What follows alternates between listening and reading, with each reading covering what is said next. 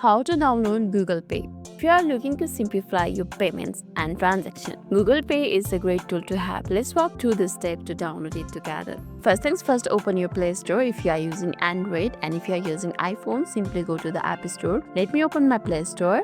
Once you're inside the Play Store, just tap on the search icon on the bottom middle. You can see it right over here. Then tap on search bar and search for Google Pay.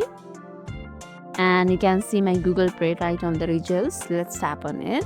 So I basically tried to uninstall this app right over, but I think this is inbuilt part of my mobile phone, so it's not uninstalling. So I'll be explaining you the rest process and how to install it. So instead of this uninstall and open right over here, you will see an option for install. Let me show it like this.